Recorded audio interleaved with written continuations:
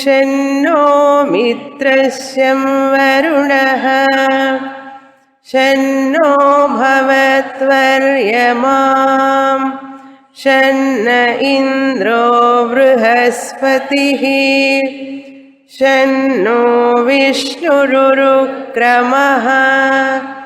नमो ब्रह्मणे नमस्ते वायो त्वमेव प्रत्यक्षं ब्रह्मासि त्वमेव प्रत्यक्षं ब्रह्म वदिष्यामि ऋतं वदिष्यामि सत्यं वदिष्यामि तन्मामवतु तद्वक्तारमवतु अवतु माम् अवतु वक्तारम् ॐ शान्ति शान्ति शान्तिः 32వ పేజీ तावा एताश्चतस्रश्चतुर्धा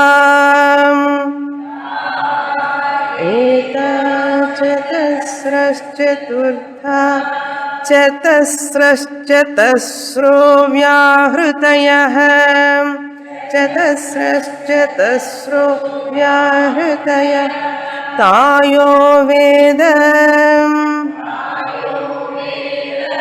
स वेद ब्रह्म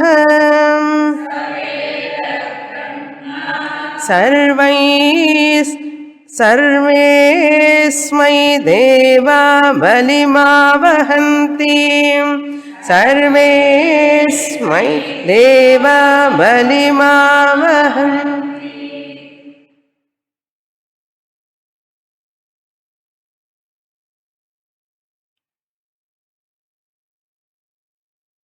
మన యొక్క మనస్సు అతి సూక్ష్మం గ్రాహి కావాలి అంటే, అతి సూక్ష్మమైన విషయాలను గ్రహించాలి అంటే ధ్యానం అనేటువంటిది చాలా అవసరం. ఉపాసన అంటారు, ధ్యానాన్ని ఉపాసన అంటాం. ఉపాసన అంటే ఏమిటి? ఉప సమీపే ఆసనం ఉపాసనం. ఉపాసన అంటే ఉప అంటే సమీపం, ఆసనం అంటే కూర్చోవడం. శారీరకంగా మాత్రమే కాదు, మానసికంగా కూడా ఆ మనస్సు ఆ భగవంతుడి మీద లగ్నం కావడమే ఉపాసనం. ఏ వస్తువునైతే ధ్యానిస్తామో ఆ వస్తువు మీద మనస్సు లగ్నం కావడం ఉపాసన అంటాం, లేకపోతే ధ్యానం అంటాం. ఎప్పుడైతే ఈ ధ్యానం ఉపాసన అభ్యాసం చేస్తామో మనిషిలో ప్రశాంతత, మనసు స్థిరమైనటువంటి ఒక స్థితి, ఆలోచనలలో ఒక స్పష్టత ఏర్పడుతుంది. మనిషి సూక్ష్మగ్రాహి అవుతాడు.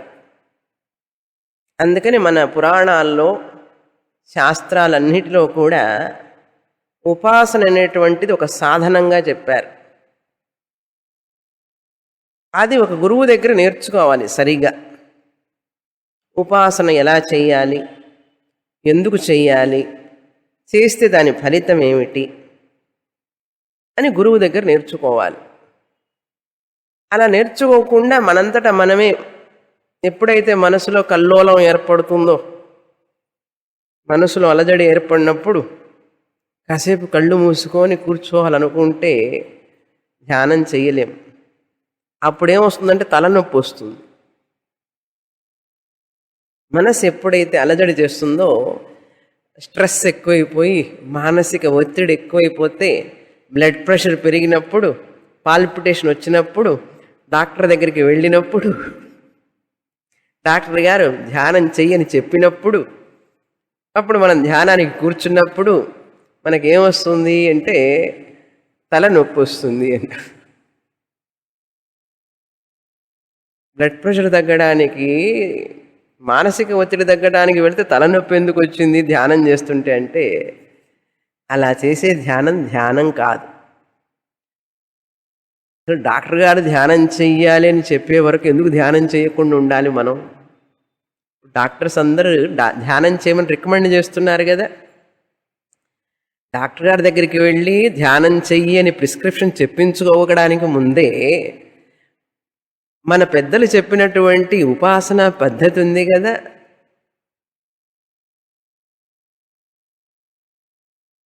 ఆ ధ్యానం ఎందుకు చేయలేదు మనం అంటే, ఈ ఉపనిషత్తులో చెప్తున్నది ఆ ధ్యానాలు చేస్తేనే మనిషికి మానసిక పరిపక్వత, మన ప్రశాంతత, ఆరోగ్యం. మనసు ఎప్పుడైతే ప్రశాంతంగా ఉంటుందో శారీరక ఆరోగ్యం వస్తుంది. కనుక శరీర ఆరోగ్యం కావాలన్నా, మానసిక ఆరోగ్యం కావాలన్నా కూడా ధ్యానం అవసరం. దేని మీద ధ్యానం చేయాలి అనేటువంటిది తర్వాత విషయం.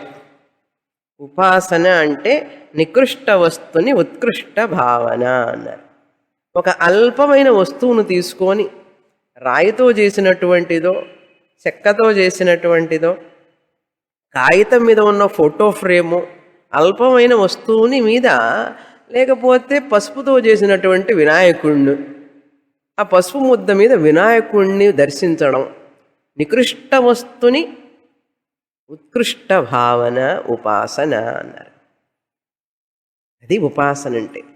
ఏం చేస్తున్నాం, ఎందుకు చేస్తున్నాం, దీని ఫలితం ఏంటని తెలుసుకొని చెయ్యాలి. ఏదైనా మన పెద్దలు చెప్తారు ఏమని, అర్థం లేని పని, ఆహా అది బాగా తెలుసు, అర్థం లేని పని వ్యర్థం అన్నారు. అందుకని ఒక గురువు దగ్గర మనం చక్కగా నేర్చుకోవాలి ధ్యానం పద్ధతి. ఇవన్నీ మనం చూసేవన్నీ కూడా ఉపాసనలు, ధ్యానం ఎలా చేయాలి అన్నారు. ఆ రోజుల్లో అందరూ వైదిక వేదాలతో సంబంధం ఉండడం వల్ల, వేద మంత్రాలతో వారికి బాగా అలవాటు ఉండడం వల్ల, ఆ యొక్క వైదిక మంత్రాలకు సంబంధించినటువంటి విషయాన్ని తీసుకొని ఉపాసనలు చెప్తున్నారు ఇక్కడ. తర్వాత పురాణాల్లో వచ్చిన రామ కృష్ణ ఉపాసనలు, దేవి ఉపాసనలు తర్వాత వచ్చినాయి. ఎప్పుడైతే మనందరం కొంచెం స్థూలం బుద్ధి ఏర్పడిందో, గ్రాస్ మైండెడ్ అయిపోయినాం మనం, సూక్ష్మ బుద్ధి తగ్గిపోయితే ఏం చేస్తాం, వేద యొక్క పరిచయం లేక మనకు, అందుకని రామకృష్ణుడిని మనం ధ్యానిస్తున్నారు ఇప్పుడు. కనుక ఏ వస్తువు మీద ధ్యానిస్తున్నాం అనేటువంటిది కూడా ఇక్కడ చెప్పారు ఇందులో. ఇవన్నీ వేదానికి సంబంధించినటువంటి ధ్యాన విషయం అంటారు. ఎవరుంటారు ధ్యానం చేసేటప్పుడు? ధ్యాత, ధ్యానం చేసేవాడు. ధ్యేయ వస్తువు, దాన్ని ధ్యేయం అంటారు, ఆబ్జెక్ట్ ఆఫ్ మెడిటేషన్. ధ్యేయ వస్తువు, ధ్యాత, ధ్యేయ వస్తువు మధ్యలో జరిగేది ఏమిటంటే ధ్యానం అన్నారు. ప్రాసెస్ ఆఫ్ మెడిటేషన్ అంటారు. ధ్యాన స్వరూపం అన్నారు. ఈ మూడు ఉంటాయి. త్రిపుటి అంటారు దీన్ని ఏమంటారు? త్రిపుటి అంటారు. ధ్యాత అంటే ధ్యానం చేసేవాడు, మెడిటేటర్. ధ్యేయం అంటే మెడిటేటివ్ ఆబ్జెక్ట్. ఏం చేయాలి? మనస్సు అక్కడికి ఇక్కడికి వెళుతూ ఉంటే ఆ విషయాల మీదకి దాన్ని మళ్ళీ మళ్ళీ తీసుకొచ్చి ఎత్ర ఎత్ర మనోయాతి అన్నారు. ఎత్రో పరమతే చిత్తం అన్నారు. ఎక్కడెక్కడికి వెళితే అక్కడి నుంచి తీసుకొని రావాలి. ఆ తీసుకొని వచ్చి మళ్ళీ ఆ విషయం మీద నిలపాలి. అలా 10 నిమిషాలు 20 నిమిషాలు చేయడం ఉపాసనం అంటారు. ఇప్పుడు ఇక్కడేం ఉపాసనలు చెప్పబడినాయి అంటే వ్యాహృతుల మీద ఉపాసన చెప్పబడింది. వ్యాహృతి మీద ఉపాసన చెప్పబడింది. ఎప్పుడైతే మనిషి ఉపాసన చేస్తాడో ఆ మనిషిలో ఒక డిసిప్లిన్ వస్తుంది. ఆ డిసిప్లిన్ వలన ఏమవుతుందంటే మనిషి మంచి మార్గంలో వెళ్ళడానికి, ఒంటికి ఆరోగ్యం, మనసుకు ఆరోగ్యం, బుద్ధి సూక్ష్మత పెరుగుతుంది. ఎన్నో చాలా ప్రయోజనాలు ఉన్నాయి ధ్యానం వల్ల, ఉపాసన వల్ల. కనుక ఇక్కడ ఉపనిషత్తులో ఏం చెప్పబడింది? తైత్రీయోపనిషత్తులో శిక్షావల్లిలో మనం ఏ వల్లి చూస్తున్నాం? శిక్షావల్లి. వ్యాహృతి ఆలంబనక హిరణ్యగర్భ ఉపాసన. వ్యాహృతి భూహు భువః సువహ మహః 4 వ్యాహృతులు. ఈ వ్యాహృతులు ఎలా వచ్చినాయి చెప్పాను. వేదాలని బ్రహ్మదేవుడు వేదాలని సారంగా తీసుకొస్తే భూహు భువః సువహ మహః అనేవి వచ్చినాయి. ఈ 4 వ్యాహృతుల మీద వాటిని ఆలంబనంగా తీసుకోవాలి. ఆలంబనం అంటే ఏమిటి? సపోర్ట్ అంటారు. ఆలంబనం అంటే సపోర్ట్, దాన్ని ఆధారం అంటారు. ఆలంబనం అంటే ఆధారం. వినాయకుడి మీద ధ్యానం చెయ్యాలి అంటే పసుపు ముద్దను పెట్టుకొని అక్కడ పిరమిడ్ షేప్లో అది ఆలంబనం అంటారు. శాలిగ్రామం విష్ణువు మీద ధ్యానం చేయాలంటే శాలిగ్రామాన్ని పెట్టుకుంటాం, శాలిగ్రామం ఆలంబనం అన్నారు. శివుడి మీద ధ్యానం చేయాలి అంటే శివుడికి ప్రతీకమైనటువంటి శివలింగాన్ని పెట్టుకుంటాం, అది ఆలంబనం అన్నారు. మనకు ఆధారం. ఆ శివుణ్ణి ధ్యానించడానికి శివలింగం ఆలంబనం అన్నారు.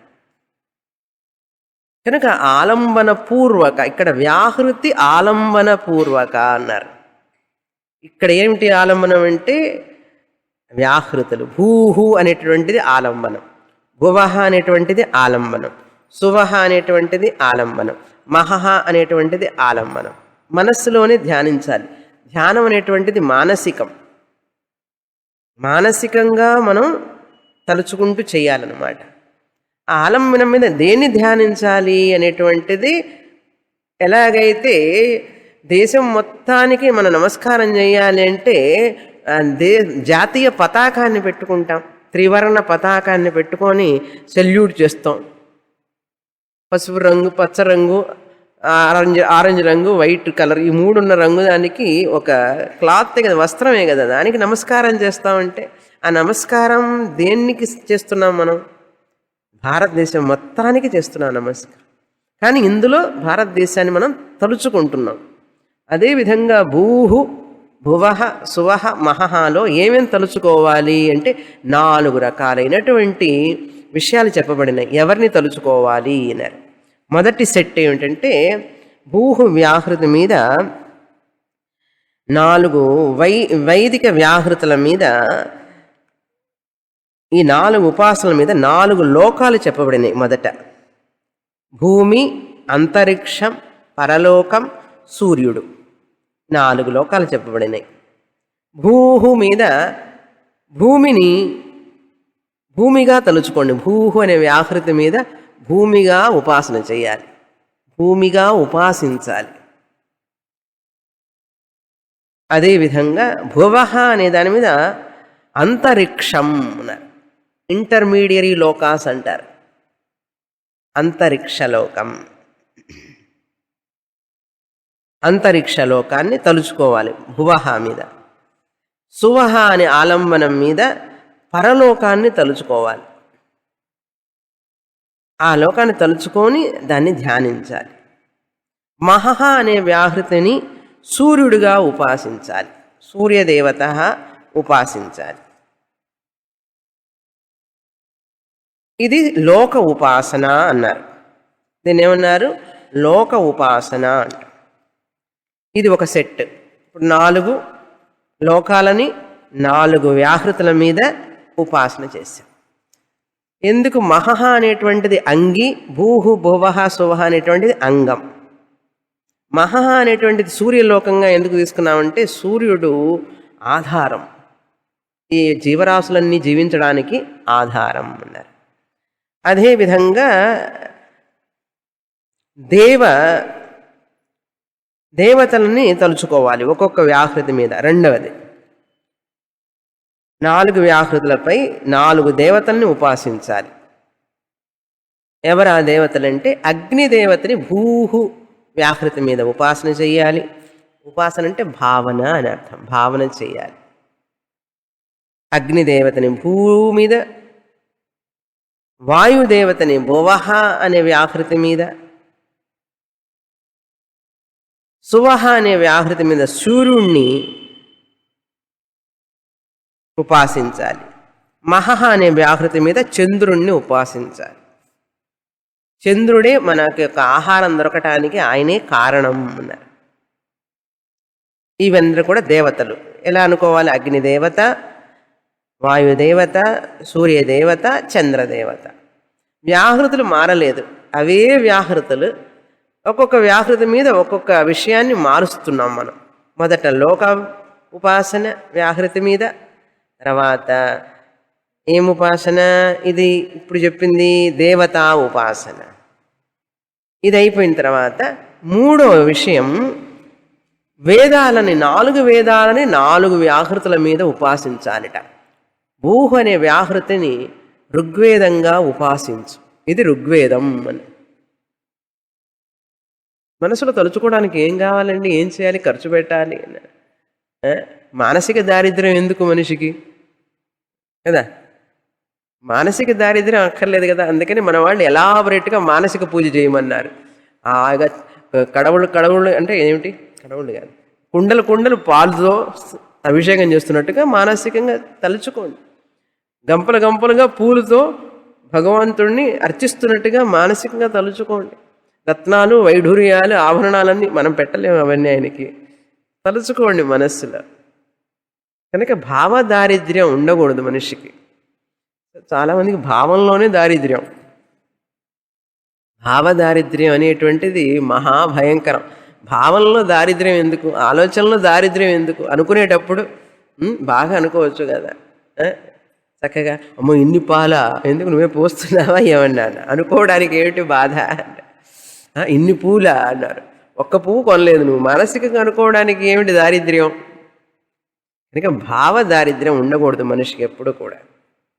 ఆ భావ దారిద్ర్యం వల్లనే చేష్టలు చేసినప్పుడు కూడా దరిద్ర బుద్ధి వస్తుంది కదా. ఆ భావ దారిద్ర్యం లేకుండా ఉన్నప్పుడే మన చేష్టలు, మన మాటలు చాలా నిండుగా, ఇంపుగా కనపడతాయి. కనుక 4 వేదాలని, ఋగ్వేదాన్ని భూవ్యాహృతి మీద, యజుర్వేదాన్నేమో భువహ వ్యాహృతి మీద, సామవేదాన్ని, యజుర్వేదాన్ని సువహ వ్యాహృతి మీద, ఓంకారాన్ని మహా వ్యాహృతి మీద ఉపాసన చేయాలి. ఋగ్వేదం, సామవేదం, యజుర్వేదం, ఓంకారం. ఇక్కడ ఆర్డర్ మారింది. 4 వేదాలంటే ఓంకారంలో నుంచే కదండి అన్ని వేదాలు వచ్చినాయి. క్రిందటి క్లాస్లో చెప్పాను. అథర్వణ వేదం ఏం లేదు, అన్ని రిచువల్స్ అన్ని ఎట్లా చేయాలని చెప్పేటటువంటిదే. అందులో ఉన్న మంత్రాలే ఇందులో ఉంటాయి. తర్వాత చివరి ఉపాసన ఏంటంటే ప్రాణ ఉపాసన. ప్రాణ ఉపాసన, ప్రాణం భూహు వ్యాహృతి మీద ఉపాసన చేయాలి. మనం తీసుకునే గాలి. అపానం భువహ వ్యాహృతి మీద, వ్యానం అనేటటువంటి ప్రాణాన్ని సువహ వ్యాహృతి మీద ఉపాసించాలి. ఆహారాన్ని మహహ వ్యాహృతి మీద ఉపాసన చేయాలి. ఇలా 4 ఉపాసనలు, 4 4 16. అంతే కదా, లెక్క కరెక్టేనా? 16 ఉపాసనలు చెప్పబడినాయి. వీటి మీద ఈ 4 వ్యాహృతం మీద 16 ఉపాసనలు. ఇలా భావన చేయడం వల్ల ఏం ఏర్పడుతుంది మనకంటే, ఈ 16 ఉన్నాయి చూసారా, 4 లోకాలు, 4 వేదాలు, 4 దేవతలు, 4 ప్రాణాలు, ఇవన్నీ కలిపితే హిరణ్య గర్భుడు అని అర్థం. అది విషయం. హిరణ్య గర్భుడు అంటే ఏమిటి? సమష్టి ప్రాణం అన్నారు. అన్ని జీవరాశుల్లో ప్రాణం ఉంది కదా, అంతటా అన్ని లోకాలన్నీ ఉన్నాయి కదా, 14 లోకాలు ఉన్నాయి కదా.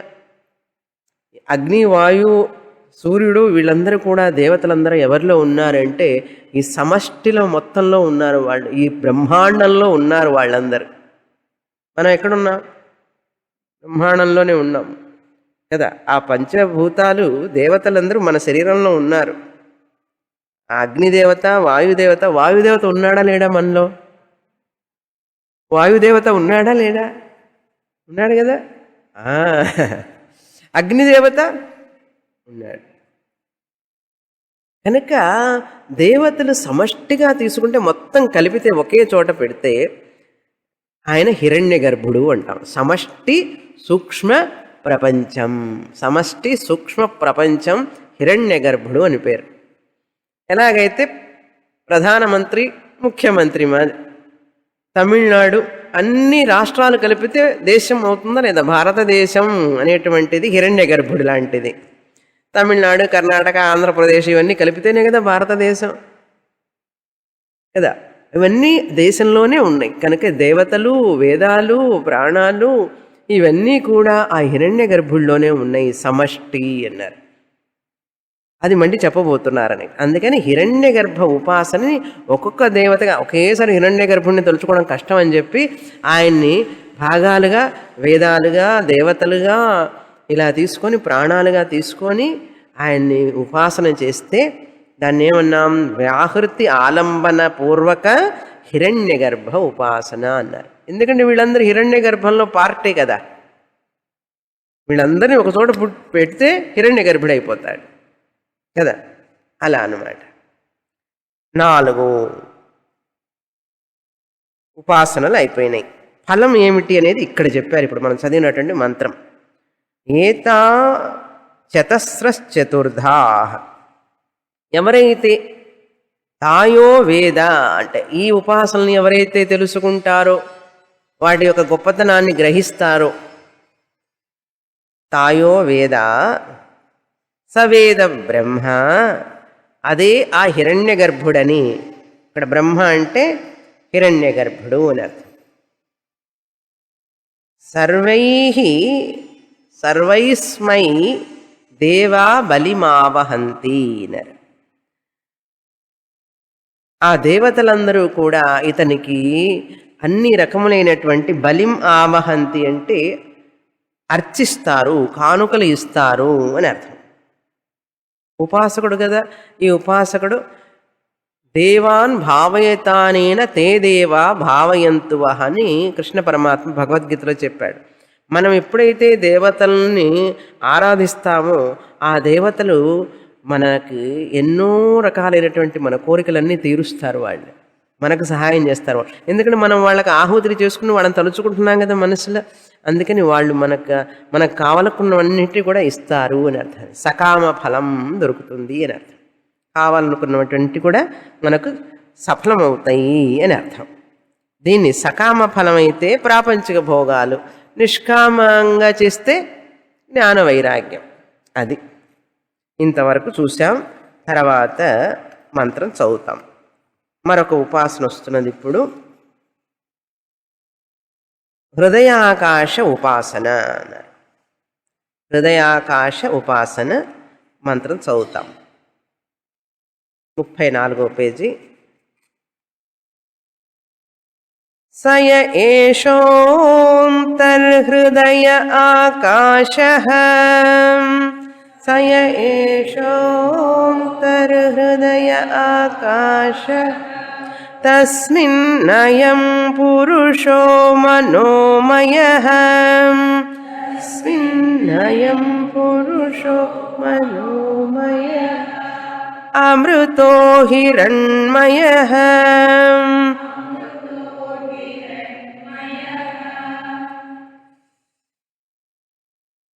హిరణ్య గర్భుడు కంటికి కనపడడు మనకు. ఆయన కంటికి కనపడకుండా ఉంటాడు, అవ్యక్తంగా ఉంటాడు. ఎప్పుడైతే అగ్ని, ఋగ్వేదం, ప్రాణం ఇవన్నీ కూడా బహిర్గతంగా బాహ్యమైనటువంటి వాటి మీద తలుచుకొని చేసేదానికంటే కూడా మనలో ఉన్నటువంటి అధ్యాత్మమైనటువంటి దగ్గర ఉన్నటువంటి ఆలంబనం తీసుకుంటే ఇంకా సౌకర్యం అనే ఉద్దేశంతో హృదయంలో ఉన్నటువంటి ఆకాశం మీద హిరణ్య గర్భుణ్ణి మనసులో తలుచుకోమనేటువంటి ఉపాసన ఇది. అద్వైత ఉపాసనం అంటారు దీన్ని. అద్వైత ఉపాసనం. ధ్యేయ వస్తువు గనక ఎక్కడో ఉంటే దూరంగా ఉన్నదనుకోండి, దాన్ని ద్వైత భావన, ఆ ధ్యేయ వస్తువు వేరు నేను వేరు అనే భావన, ద్వైత భావన ఉంటుంది. ద్వైత భావన ఉన్నప్పుడు నేను ధ్యాతని, అది ధ్యేయ వస్తువు, ఆ పరమాత్ముడు, దాసభావం ఉంటుంది. స్వామి నేను దాసుణ్ణి అనేటువంటి భావన ఉంటుంది. ఇది ద్వైత ఉపాసన అంటారు. దీనికంటే ఉన్నతమైనది ఏమిటంటే అద్వైత ఉపాసన. అద్వైత ఉపాసన అంటే ఏమిటి? ఆ భగవంతుడు అక్కడ కాదు, ఇక్కడే ఉన్నాడు, హృదయంలోనే నాయందే ఉన్నాడు అనేటువంటి ఉపాసన. నేనే అనేటువంటి ఉపాసన. ఆ పరమాత్ముడు నేనే అనేటువంటి హృదయంలో ఇక్కడ ఉన్నాడు, అది నేనే అనేటువంటి ఉపాసన అయితే అహంగ్రహ ఉపాసన అంటారు. అహం గ్రహ ఉపాసన. మరొక పేరు అద్వైత ఉపాసన, భేదరహిత ఉపాసన అన్నారు. భేదంగా వేరే ఎక్కడో వస్తువు కాకుండా ఆయన ఇక్కడే ఎంతో దగ్గరగా, మన హృదయం మనకు ఎంత దగ్గరలో ఉందండి? దగ్గర ఏమిటండి? అదినో నాలోనే కదా ఉన్నది, నేనే కదా అది. అంతటి మనకు చాలా ఆనందం ఇస్తుంది. దూరంగా ఉండేదానికంటే కూడా దగ్గరగా ఉన్నదానికి ఎక్కువగా ప్రాధాన్యం ఉంటుందా ఉండదా? కనుక ఇక్కడ ఏం చెప్తున్నారంటే అంతర్హృదయ ఆకాశ అన్నారు. అహంగ్రహ ఉపాసన, ఆలంబనం మన దేహం అన్నారు. ఆలంబనం మన దేహం, హృదయాకాశ ఆలంబన పూర్వక హిరణ్యగర్భ ఉపాసనం. హృదయాకాశ ఆలంబన పూర్వక హిరణ్యగర్భ ఉపాసనం. భూహు భువః సువః అనే ఆలంబనం ఇందాక చెప్పినటువంటివి క్రిందటి మంత్రంలో. భూహు భువ సుహ. ఇప్పుడు ఆ భూహు భువః సువః అనేటువంటిది మన హృదయం తీసుకుంటాం. ఇప్పుడు దానికి బదులుగా మన హృదయమే ఆలంబనం అన్నారు. ఈ హృదయ ఆలంబనంలో ఎవరిని ధ్యానించాలి? హిరణ్య గర్భుణ్ణి ధ్యానించాలి. ఆయన ఇక్కడే ఉన్నాడు అనేటటువంటి ధ్యానం చేయాలి. దాన్ని హృదయాలంబనపూర్వక హిరణ్య గర్భ ఉపాసన అంటారు. అంతర్హృదయ ఆకాశ ఏష. ఏదైతే ఆకాశం అంటే చోటు, మన హృదయంలో, హృదయం ఎక్కడ ఉంటుందండి? హార్ట్ ఎడం వైపు ఉంటుంది. మన ఏదైనా ఒక చనిపోయినటువంటి ఒక జంతువుని కనుక కోస్తే దాని హృదయం చూస్తే తెలుస్తుంది. ఆ హృదయం మనిషికి, జంతువులకు కానీ వేటికైనా సరే శరీర మధ్యస్థానంలో ఉంటుంది. అంతేగాని అందులో మనస్సు ఉంటుందట. హృదయం అనే గోళకంలో మనస్సు ఉంటుంది. ఇది శాస్త్రం వల్లనే తెలుస్తుంది మనకు. చాలామందికి సైంటిస్టులకు కూడా తెలియదు మనసు ఎక్కడ ఉంటుందిడా అంటే బ్రెయిన్లో ఉంటుందంటాడు వాళ్ళు. వాళ్ళు చెప్పింది కరెక్ట్ అనిపిస్తుంది మనకు. బ్రెయినే కదా ముఖ్యం మనిషికి. బ్రెయిన్ వల్లనే కదా ఆలోచిస్తున్నాడు. మనసులో ఆలోచనలు వస్తున్నాయి కనుక బ్రెయిన్లోనే మనస్సు ఉన్నది అన్నది. Brain is the locus of the mind అంటారు వాళ్ళు. శాస్త్రం అలా ఒప్పుకోదు. శాస్త్రం ఏం చెప్తుంది? బ్రెయిన్లో ఉండడం ఏమిటి? మనస్సు. బ్రెయిన్ అనేటువంటిది ఫ్లెష్, మనస్సు అనేటువంటిది సూక్ష్మ శరీరం, కంటికి కనపడదు. బ్రెయిన్ కనపడుతుంది. మనస్సు అనేది హృదయం అనేటువంటి మాంసపిండంలో ఉంటుంది మనస్సు అన్నారు. మనస్సు ఎక్కడ ఉంటుంది? ఏమంటే మనస్సు ఎలా ఉంటుందండి అన్నారు. అదే కదా, దాని రూపం లేదు కదా. దానికి రూపం ఉంటే కదా కనపడటానికి. కనపడితే కనుక పట్టుకుని ఒక్కటి మనం ఎంత కంట్రోల్ చేసేవాళ్ళం కనపడి ఉంటే. అందుకని మనసు స్వాధీనమైన యా ఘనునకు మరి మంత్రతంత్రములేలా అన్నారు త్యాగరాజుల వారు. మనసు స్వాధీనం కావడం చాలా కష్టం. ఎందుకంటే పట్టు చిక్కడం లేదు మనకు. ఆ మనస్సు అనేటువంటిది ఎక్కడ ఉంటుందని చెప్పి శాస్త్రం చెప్తుంది. హృదయంలో ఉంటుంది. హృదయం ఎక్కడ ఉన్నది అంటే నీ శరీరంలో ఎడమ భాగంలో హృదయం అనేటువంటిది మాంసపు ముద్దలో అక్కడ కొంచెం చోటు ఉందట. ఆ చోటులో మనస్సు ఉంటుందట. అది హృదయాకాశం అని పేరు. ఇంకా బాగా అర్థం కావాలంటే మీకు, హృదయం అనేటువంటిది గోళకం, మనస్సు అనేటువంటిది ఇంద్రియం. హృదయం అనేటువంటిది గోళకం, మనస్సు అనేటువంటిది ఇంద్రియం. గోళకం అంటే ఏమిటండి అంటే, ఇంకా బాగా అర్థం కావాలి అంటే, కళ్ళునే చూసారా? ఇప్పుడు మనం చూసే కళ్ళు, ఈ కన్ను, ఇది గోళకం అంటారు. చూసే శక్తిని ఇంద్రియం అంటారు. చూసే శక్తిని ఇంద్రియం అంటారు. అందుకే కొంతమంది చూడండి, కళ్ళు ఉంటాయి, కళ్ళు తెరిచే ఉంటారు, కానీ చూపు ఉండదు, కంటి చూపు ఉండదు. ఏరా కళ్ళున్నాయి కదా, చూపు ఎందుకు లేదురా అంటే శక్తి లేదు, చూసే శక్తి లేదు. కనుక చూపు అనేటువంటి చూసే శక్తిని ఇంద్రియం అంటారు. చెవులు ఉంటాయి, అయినా వినపడదు. చెవులు ఉన్నాయి కదా, మరి ఎందుకు వినపడదంటే వినే శక్తి లేదు. చెవులు గోలకం, వినే శక్తి ఇంద్రియం అన్నారు, పవర్ అంటారు. అలాగే ముక్కు ఉంటుంది, వాసన పనిచేయదు, ఒక వాసన తెలియదు. వాసన తెలియకపోతే ఏమవుతుంది, ఆ వాసన శక్తి లేదు అని అర్థం. ఇది గోలకం, ఇది ముక్కు అనేది గోలకం, చెవు గోలకం, ఇది కనపడే కన్ను, పైరెప్ప, కింది రెప్ప, గుడ్డు అంతా ఉన్నాయి కదా, ఇదంతా గోలకం. చూసే శక్తి, వినే శక్తి, వాసన చూసే శక్తి, వాటిని ఏమంటాం, ఇంద్రియం అంటారు. ఏ పుస్తకాల్లో రాస్తారండి ఇవన్నీ? ఏ సైన్స్ పుస్తకాల్లో రాస్తారు? శాస్త్రం చెప్పాల్సిందే. అదేవిధంగా ఇవన్నీ బాహ్య గోళకాలు. కంటికి కనపడుతున్నాయి కదా, బాహ్యం అంటే బయటికి కనపడేటటువంటి గోళకాలు. ఈ గోళకాల్లో ఉన్నటువంటి శక్తి ఇంద్రియం కంటికి కనపడుతోందా? వాడి దగ్గరికి వెళ్ళిన దాకా తెలియదు వాడు మనల్ని చూస్తున్నాడా లేదా అని. అప్పుడప్పుడు చెయ్యి జిట్ట చూపిస్తాం, ఒరే కనపడుతుందా నీకని. ఇంద్రియ శక్తి కనపడదు, గోళకం కనపడుతుంది. ఇక్కడ హృదయం అనేటువంటిది అంతర గోళకం. మన గుండె ఉంది చూసారా, గుండె అనేటువంటిది హృదయాన్ని ఏమంటారు, గుండె అంటారు. అచ్చ తెలుగులో చెప్పాలంటే, చిన్నప్పుడు డ్రాయింగ్ వేశారా, ధమనులు అని చెప్పి ఆ నల్ల రక్తం, ఎర్ర రక్తం కలర్స్ వేసి అది వేస్తే 10కి 10 మార్కులు వచ్చేవి చిన్నప్పుడు. అంత చక్కగా వేసేవాళ్ళం. ఆర్టరీస్ అన్నీ కూడా వేసి గుండెని, ఆ గుండె అనే దాన్ని హృదయం అంటుంది శాస్త్రం. మనం ఏదైతే తెలుగులో గుండెకాయ అంటారు చూడండి, గుండెకాయ మామిడికాయ లాగా ఉంటుంది అది గుండెకాయ. ఆ గుండె అనేటువంటిది హృదయం అంటుంది. ఇక్కడ హృదయం ఆకాశ, అందులో ఒక చోటు ఉంది.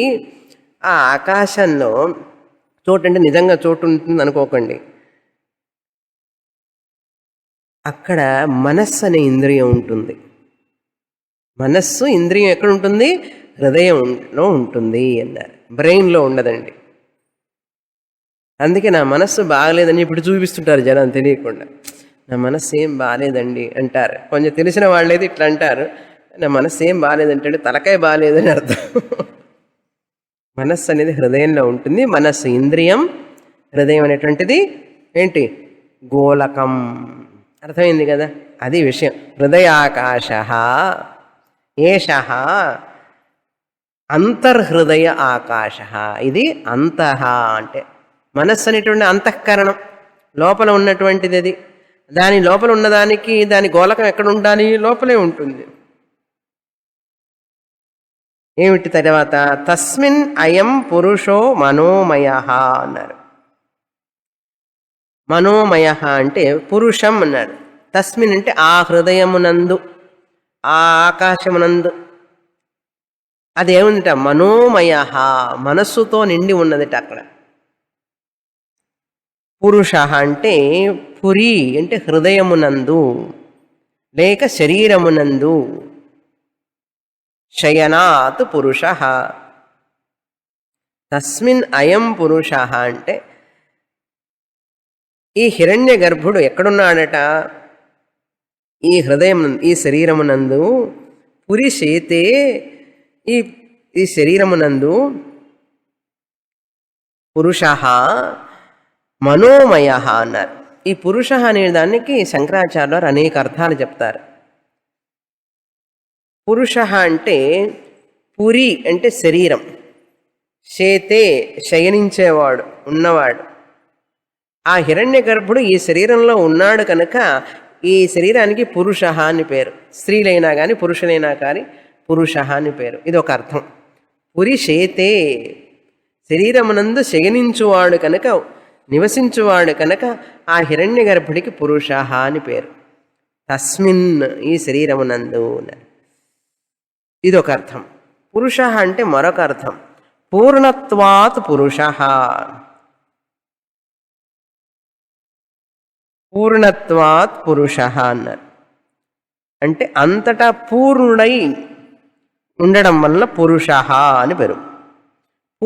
పూర్ణంగా అంతటా వ్యాపించి ఉండడం వల్ల. మీరు పూర్ణాలు చేస్తారు చూడండి, పూర్ణం అంతా లోపల వ్యాపించి ఉంటుంది కదా, అందుకని పూర్ణం అని పేరు దానికి. అట్లాగే ఆ హిరణ్య గర్భుడు పూర్ణంగా ఈ శరీరం అంతా వ్యాపించి ఉన్నాడు కనుక పూర్ణ అనే దానికి పురుష అని పేరు. ఇదొక అర్థం.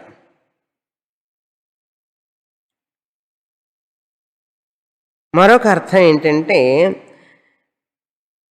పురుష అంటే ఎవరి చేతనైతే ఈ భూమి, ఈ లోకాలన్నీ కూడా నింపబడి ఉన్నాయో అన్నారు. ఈ భూలోకం, భువర్లోకం, సువర్లోకం, మహర్లోకం, ఈ లోకాలన్నీ కూడా ఆ పురుషుడి చేతనే, ఆ హిరణ్య గర్భుడి చేతనే నింపబడి ఉన్నదిట. ఫిల్డ్ అని అర్థం. అందుకని ఆయనకు పురుష అని పేరు. శరీరంలోనూ బయట అన్ని లోకాల్లో ఆయనే నిండి ఉన్నాడు కనుక ఆయనకి పురుష అని పేరు. ఎవరికి? హిరణ్య గర్భుడికి పురుష అని పేరు. తర్వాత ఏమిటి? మనోమయ అన్నాడు. ఆ పురుషుడు ఎలా ఉంటాట? హృదయంలో హృదయంలో ఆకాశంలో మనోమయ అంటే మనస్సు అంటే జ్ఞానం అని అర్థం. ఇక్కడ మనస్సు అంటే జ్ఞానం. మన మనసులో జ్ఞానం వస్తుందా లేదా? ఇది చేద్దామా, అది చేద్దామా, చేద్దామా వద్దా, వెళదామా వద్దా అనే జ్ఞానం వస్తుందా లేదా? ఎక్కడ వస్తుందండి? మనస్సులో వస్తుంది. అందుకని ఇక్కడ మనస్సు అంటే విజ్ఞానం, జ్ఞానం. జ్ఞానం మనుతే.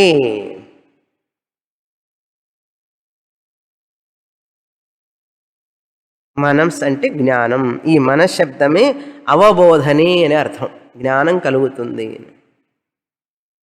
మరి నీ మనసు పనిచేస్తుందిరా అంటే అడుగుతారు. పనిచేస్తుందిరా అంటే ఏమిటి? అన్నా జ్ఞానం వస్తుందా నీ మనసుకు, బుద్ధికి? బుద్ధి మనస్సు అన్నీ ఒకటి అన్నమాట. అక్కడ బుద్ధినే మనస్సు అని ఇక్కడ అర్థం. కనుక మనస్సుని మీద ధ్యానం చేస్తూ ఉంటే ఆ మనస్సుని, ఆ హిరణ్య గర్భుడిని అక్కడ తలుచుకోవాలి ఆ మనస్సులో. అప్పుడేమవుతుందంటే ఆ మనస్సు శుద్ధమైపోయి, నిర్మలమయ్యి, సంస్కారవంతమైపోయి ఆనందంగా ఉంటుంది, శాంతిగా ఉంటుంది. లేకపోతే ఇంక చెప్పక్కర్లేదు. Dash dash dash. అది మనోమయ. మయ అంటే నిండినవాడు అని అర్థం.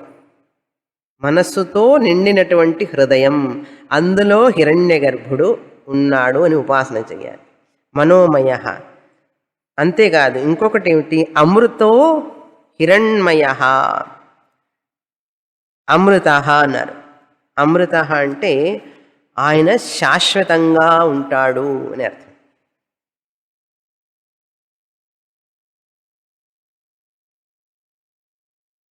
శాశ్వతుడు. అమృత అంటే శాశ్వతం అని అర్థం. మరణరహితుడు అని.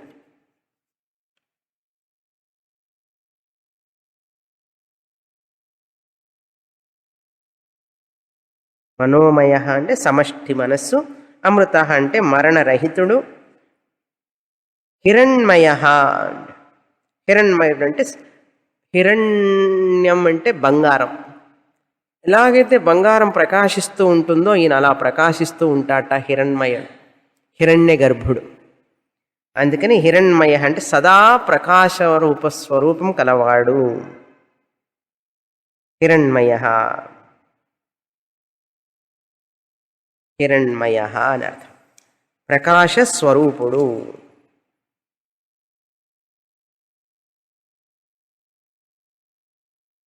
ఇది ఇక్కడ ఈ యొక్క మంత్రానికి అర్థం.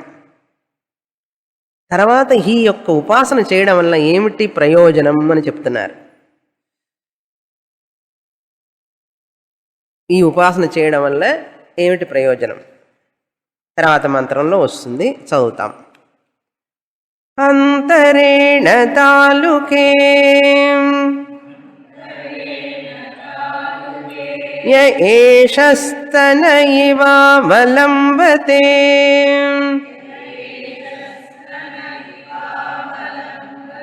సేంద్రయోనిః యత్రాసౌ కేశాంతో వివర్తతే త్రాసౌ కేశాంతో వివర్తతే వ్యపోహ్య శీర్షకపాలే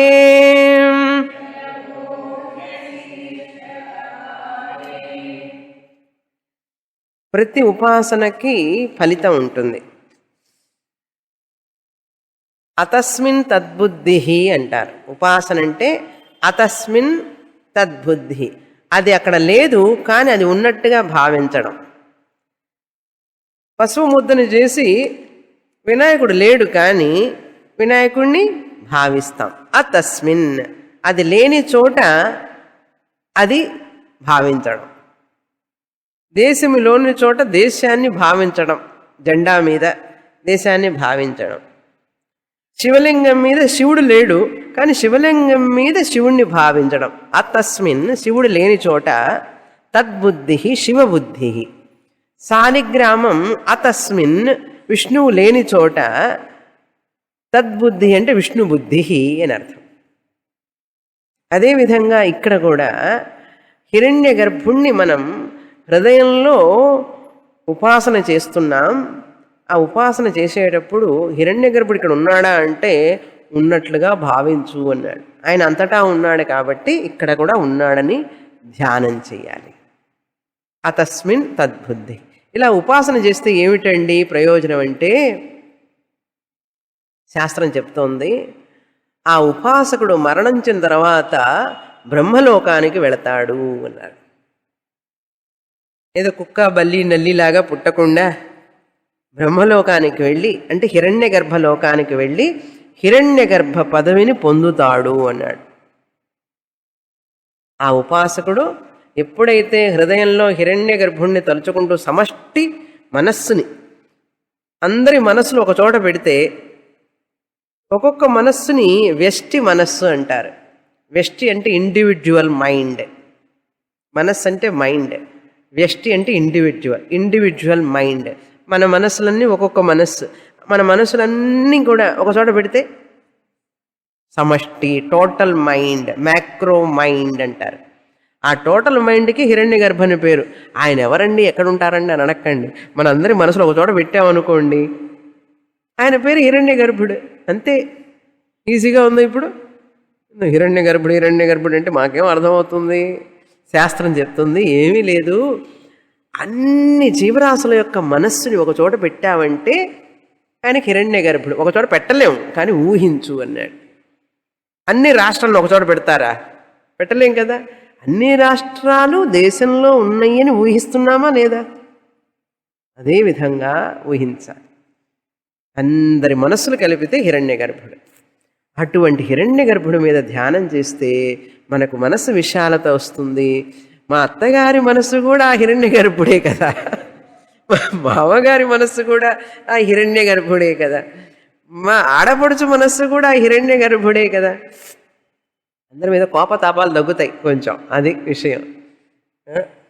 అందుకని విరాట్ ఉపాసన అంటారు.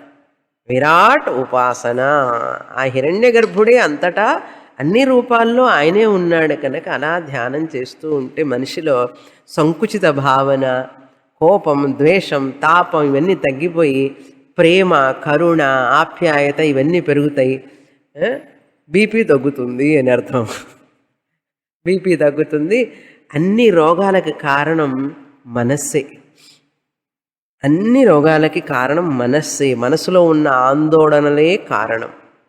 కనుక శాస్త్రం ఏం చెప్తుందో, నీ మనస్సుని విశాలం చేసుకో, దాన్ని మంచి మార్గంలో నడిపించు, మంచి ఆలోచనలతో మనస్సును నింపు, మంచి విషయాలని ఆలోచించు.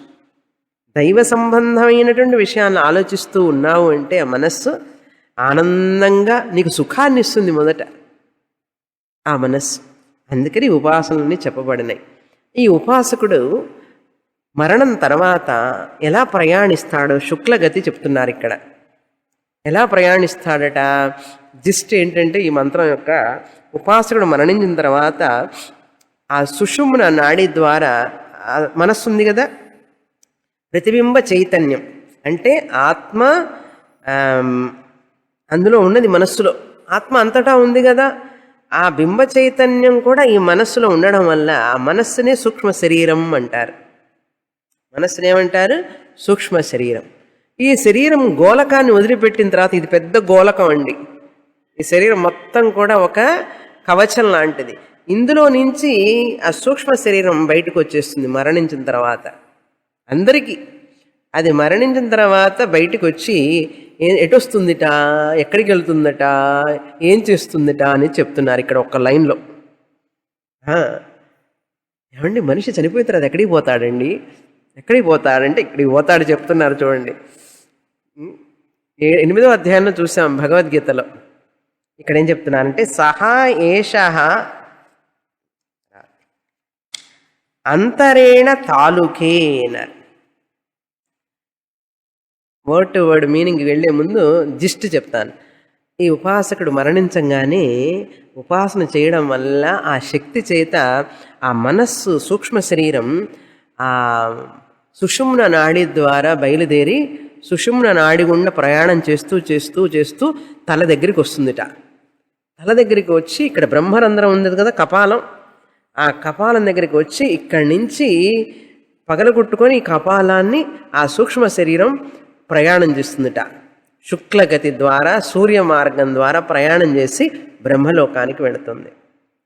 బ్రహ్మలోకానికి వెళ్ళి ఆ హిరణ్యగర్భ లోకానికి వెళ్ళి అక్కడ ఉండి తర్వాత ఆ హిరణ్యగర్భ పదవిని పొందుతాడట ఆ సూక్ష్మ శరీరంలో ఉన్నటువంటి ఉపాసకుడు. ఈ శరీరాన్ని ఇక్కడ వదిలిపెట్టేశాడు. చేసినటువంటి ఉపాసన ఫలం వల్ల ఆ బ్రహ్మలోకంలోకి వెళ్ళి ఆ బ్రహ్మ దగ్గర ఉండి ఉండి బ్రహ్మదేవ అంటే పదవి అండి, ఒకటి మనిషి కాదు. బ్రహ్మ హిరణ్య గర్భుడు అనేటువంటిది పదవి, పొజిషన్, స్టేటస్. ఉపాసన చేశాడు. హిరణ్య గర్భ ఉపాసన చేస్తే ఏమవుతాడు? ఇంజనీర్ చదివితే ఏమవుతాడండి? ఇంజనీర్ అవుతాడు. డాక్టర్ చదివితే డాక్టర్ అవుతాడు. హిరణ్య గర్భ ఉపాసన చేస్తే హిరణ్య గర్భుడు అవుతాడు, అంతే కదా. అందుకని హిరణ్య గర్భ లోకానికి వెళ్ళి అక్కడ కొంతకాలం ఉండి అంతకుముందు ఉన్నటువంటి హిరణ్య గర్భుడు పోస్ట్ అయిపోయిన తర్వాత ఈయన రెడీగా ఉంటాడు. నేను వచ్చాను కొత్త క్యాండిడేట్ని అంటాడు. ఎందుకంటే ఉపాసన చేశాడు కదా హిరణ్య గర్భ ఉపాసన. యథా యథా ఉపాస్తే తథైవ భవతి. ఎలా ఎలా ఉపాసన చేస్తే అలా అలా అవుతారు, అంతే కదా. కనుక ఈ ఉపాసకుడు హిరణ్య గర్భ పదవిని పొందుతాడు. బ్రహ్మలోక ప్రాప్తిని పొంది అక్కడ హిరణ్య గర్భుడిగా కొన్ని యుగాలు ఉండి తర్వాత ఏమవుతాడు? ఆత్మజ్ఞానాన్ని పొంది క్రమముక్తిని పొందుతాడు అని శాస్త్రం చెప్తోంది. దీన్ని శుక్లగతి ద్వారా ప్రయాణం చేస్తాడు ఉపాసకుడైతే. ఉపాసన చేస్తే అండి, చెయ్యని వాళ్ళు ఏమవుతారు? అది చెప్పండి స్వామిని ముందు అంటారా? మేమందరం ఉపాసన చేయడం లేదు, మేమందరం ఎక్కడికి పోతామని చెప్పండి అంటే చెప్పాను ఒకసారి, మళ్ళీ గుర్తు చేస్తాను. ఉపాసన చెయ్యని వాళ్ళు మీరు కాదులేండి, మీరంతా ముముక్షువులు, ముక్తి వచ్చేస్తుంది మీకు. మామూలు వాళ్ళు ఉపాసన చెయ్యని వాళ్ళు ఏమవుతారంటే కేవలం కర్మలు చేస్తూ ఉంటారు. చూడండి, ఆ పూజలు ఈ పూజలు చేస్తూ వ్రతాలు నోములు ఇవన్నీ చేస్తూ ఉంటారు. కేవలంగా ఉపాసన లేదు, ఏం లేదు, ధ్యానం చేయరు. ఊరికే కొబ్బరికాయలు కొట్టడం, అభిషేకాలు చేయడం, ఆ ఊళ్ళు వెళ్ళడం ఈ ఊళ్ళు వెళ్ళడం, ఇవన్నీ దేవుడికి చేస్తూనే ఉంటారు. కానీ కేవల కర్మలు సకామంగా చేస్తారు. నాకు ఇది కావాలి అది కావాలని చెప్పి చేస్తుంటారు. వీళ్ళు ఏమవుతుందంటే బాగా పుణ్యం సంపాదించుకొని స్వర్గలోకంలోకి వెళ్ళి కొంచెం రోజులు హాయిగా ఉండి ఆ పుణ్యం అయిపోగానే మళ్ళీ క్రిందికి దిగి వస్తారు. స్వర్గలోకానికి వెళ్ళి మళ్ళీ మనుష్యలోకానికి వస్తారు, మనుష్యుడిగా పుడతారు. ఎందుకంటే మంచి కర్మలు చేశారు కదా, పుణ్యకర్మలు చేశారు కాబట్టి మనుష్యలోకానికి వస్తారు. ఏమండి, మరి ఆ కర్మలు కూడా చెయ్యని వాడు దేవుడికి కొబ్బరికాయ కొట్టడు, దేవుడి దగ్గరికే వెళ్ళాడు, పూజలు చేయడు, దేవుడు అంటే నమ్మకమే లేదు. మరి ఆ మనుషులు ఏంటంటే వాడికి అధోగతి అన్నారు. అధోగతి అంటే ఏమిటి? బల్లి, పిల్లి, నల్లి ఇట్లాగా పుడతాడనమాట. పాములో కుక్క, నక్క ఇట్లా పుడతాడనమాట.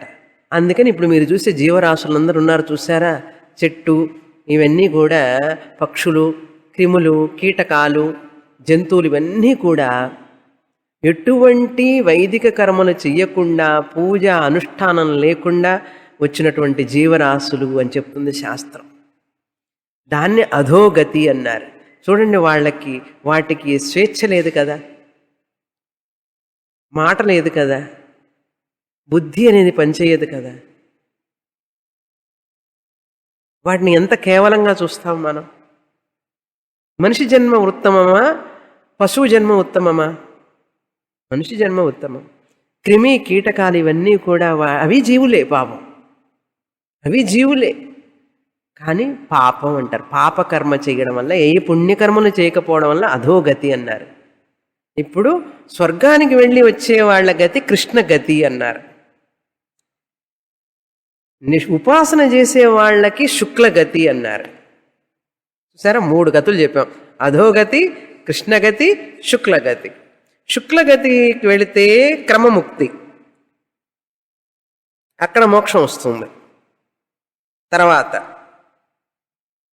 కృష్ణగతికి వెళితే రంభ ఊర్వశి డ్యాన్సులు కొంచెం రోజులు చూసేసి అమృతం దాగి కాసేపు ఇంద్రుడి దగ్గర హాయ్ హౌ ఆర్ యూ అని చెప్పేసి వచ్చేస్తాడు క్రిందికి. మళ్ళీ ఇక్కడికి వచ్చి వాటర్ ప్రాబ్లం, మస్కిటో ప్రాబ్లం, అన్ని ప్రాబ్లమ్స్ అనమాట. మళ్ళీ road problem, main rain problem, cyclone problem, అన్నిటి ప్రాబ్లమ్స్తో ఇక్కడ పుడతాడు. మళ్ళీ కూవం కరైనిలే అంటారు చూడండి, ఇక్కడ అలా పుడతాడు. ఇది కూడా లేకపోతే ఈ మనిషి ఇప్పుడు పుట్టిన మనిషి ఎటువంటి సంస్కారం లేకుండా, దైవ పూజ చింతన లేకుండా, ఏనాడు భగవత్ చింతన చేయకపోతే వాడికి నెక్స్ట్ బర్త్ ఏమిటిరా అంటే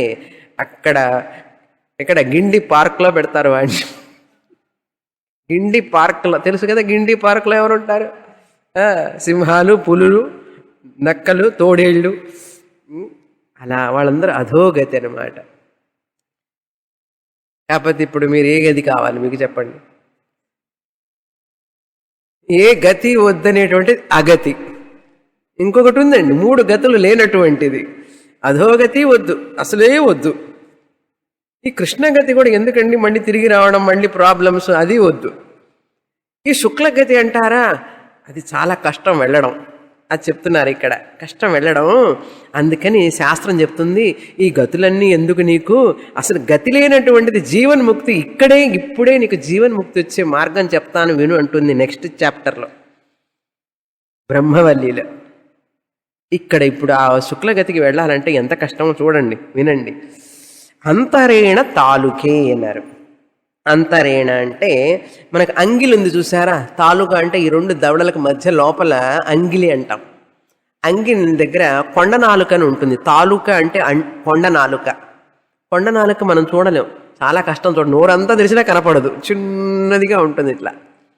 అది ఎలా ఉంటుంది అంటే స ఏష స్తన ఇవ అవలంబతే, అది మధ్యలో వేలాడుతూ ఉంటుంది స్తనాల వలె. అండ్ ఆవుకి స్తనాలు ఉంటాయి చూసారా, ఆ జంతువులకి స్తనాలు ఎట్లా వేలాడుతుంటాయి చిన్నదిగా, అలా వేలాడుతుంటుంది లోపల ఇక్కడ ఆ తాలూక. అది అంగిరి దగ్గర కొండ నాలుక అంటారండి, తెలుగులో కొండ నాలుక అంటారు. ఉన్న నాలుక కోసం ఏదో మందేస్తే కొండ నాలుక కొండ నాలుక ఏదో మందేస్తే ఉన్న నాలుక పోయిందంటారు చూసారా. కొండ నాలిక సరిగ్గా లేదని చెప్పి ఏదో మందు వేశాట, వేస్తే ఉన్న నాలిక పోయిందిరా అన్నాడు. అట్లాగే ఆ నాలిక, కొండ నాలిక ఉంది చూసారా, ఈ నాలికకి వెనకాల స్టార్టింగ్లో ఉంటుంది అది, ఆ కొండ నాలిక. అది మధ్యలో అలా వేలాడుతూ ఉంటుంది. అవలంబతే అంటే వేలాడుతూ ఉంటుంది. అది ఇంద్రయోనిహి, అది భగవన్ మార్గం, బ్రహ్మలోకానికి పోవడానికి, హిరణ్యగర్భలోకం పోవడానికి మార్గం అన్నారు. ఇంద్రయోనిహి అంటే మార్గం. ఎవరికి? హిరణ్యగర్భలోకానికి, బ్రహ్మలోకానికి మార్గం. ఈ మార్గం ఎలా పోతుందట? ఈ యొక్క సుషుమ్న నాడి మన హృదయం నుంచి బయలుదేరి ఆ కొండనాలిక మధ్యగా పోయి, మనం ఇక్కడ పాపట తీస్తాం చూడండి, కేశ అంతే అన్నారు మంత్రంలో చెప్పేది చూడండి. కేశానో వివర్తతే ఎత్ర అసౌ కేశాంతో వివర్తతే. ఆ కొండనాలిక దగ్గర నుంచి సుషుమ్న నాడి బయలుదేరి ఎవరికండి? ఉపాసకుడికి మరణించిన తర్వాత. అది బయలుదేరి ఈ సుషుమ్న నాడి ద్వారా కొండనాలికి మధ్యగా బయలుదేరి ఈ యొక్క వెన్నెముక ఉంది చూసారా లోపల, అటు నుంచి బయలుదేరి ఇక్కడికి వస్తుంది. మనం పాపట ఎక్కడ తీస్తామో ఆ వెంట్రుకలు సరిగ్గా ఉచ్చి అంటారు తమిళంలో, మనం ఏమంటాం మాడు అంటారు. ఇది మాడు ఇక్కడ అనమాట. సరిగ్గా పాపట తీస్తాను చూసారా, అక్కడ కేశ అంత అంటే ఆ మొదలు వెంట్రుకల మొదల భాగం ఉంది చూసారా, కేశాంతో వివర్తదే. ఆ సూక్ష్మ శరీరం ఆ తలకని, అందుకని కొబ్బరికాయ పెట్టి కొడతారు ఇక్కడ వాళ్ళు. అది కనుక పగలకపోతే, ఇప్పుడు ఉపాసన చేయలేదు ఏం చేయలేదు, తలకాయ పగల కొడితే పోతుందా అది సూక్ష్మ నాడి ద్వారా. ఇది నమ్మకాలు పెట్టుకొని జనం ఉపాసన చేసిన వాడికి వెళుతుంది, కానీ నీ కొబ్బరికాయకు పెట్టి పగలగొట్టినంత మాత్రాన పోదండి సూక్ష్మ శరీరం. అది ఉపాసన చేసి దైవభక్తితో నువ్వు ప్రాణాయామం చేసి ప్రాణం అంతా నిగ్రహించి దాన్ని సుషుమ్న నాడి ద్వారా పంపించినప్పుడే ఆ శక్తితో నువ్వు ప్రాణాన్ని బిగించాలి. ప్రాణం పోతున్న సమయంలో ఈ చేయాలి ఉపాసకుడు, ఈ ప్రాణాన్ని ఇటువైపు పంపించాలి. పంపిస్తే అప్పుడు అక్కడ అది పగిలి అటు నుంచి సూక్ష్మ శరీరం ప్రయాణం చేస్తుంది, శుక్లగతి ద్వారా బ్రహ్మలోకానికి వెళుతుంది. వీడు ఉపాసన చేయలేదు, ఏమి చేయకపోతే వీళ్ళు పగలగొడితే అవుతుంది అది. చాలామంది అందుకని ఇక్కడ పట్టుకొని చూస్తారు, చచ్చిపోయింది రాదు వీడికి, మెత్తబడిందండి వెళ్ళాడు ఇటు నుంచి అంటాడు. ఏమంటే అంత తేలిగ్గా వెళ్ళలేరండి, చాలా కష్టం.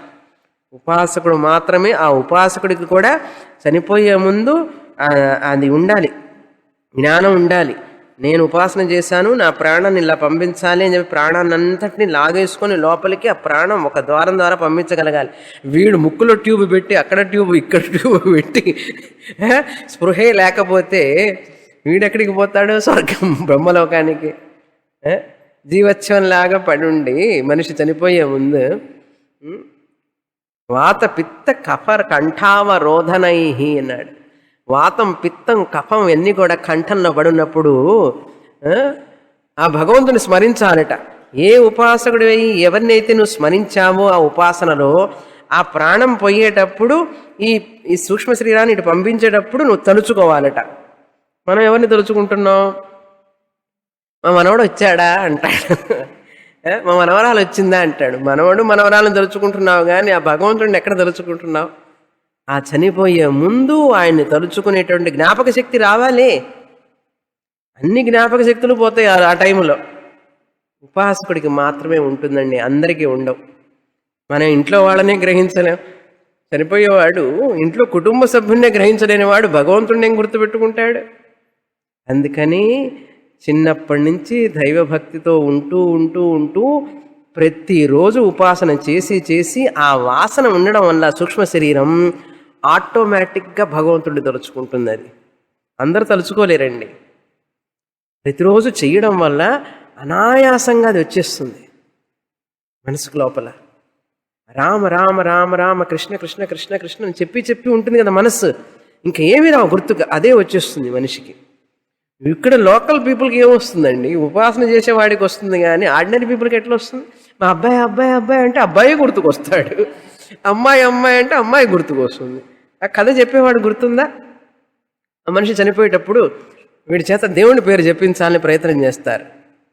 నారాయణ నారాయణ అని చెప్తాడేమో అట్లన్నా చనిపోయేటప్పుడు అన్న చనిపోయే ముందు నారాయణ చెప్పగలడా? అందుకని వీడికి నోట్లోంచి మాటే రావడం లేదు. అందుకని చెప్పి నారాయణ చెప్పు అంటే అంటున్నాడు. నారాయణ చెప్పవయ్యా అన్నాడు, చెప్పడంలే. ఇంకా పోబోతున్నాడు, ఏం చేయాలని చెప్పి ఆ కొబ్బరి పీచుని తీసుకొచ్చాడు. నార అంటారు చూసారా, అది తీసుకొచ్చి చూపిస్తే కనీసం నారా అని అంటాడేమో. సగం పేరు చెప్పినా కొంచెం సగం దూరం అన్నా పోతాడు. అంటే ఆ కొబ్బరి పీచు తీసుకొస్తే నారా అని చెప్పకుండా ఏమన్నాడు? పీచు అన్నాడు. ఇది వాడి సంస్కారం. పీచు అన్నాడు, పీచు అన్నాడు, చచ్చిపోయినాడు.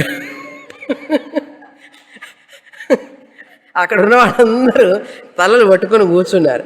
ఓని వీడు కర్మ ఇది, కొంచెం నారాయణ చెప్పచ్చు కదా అంటే సంస్కారం అండి. అది సంస్కారం అంటే నారాయణ నారాయణ నారాయణ అని చెప్తూ ఉంటే అదే గుర్తుకొస్తుంది మనస్సుకి.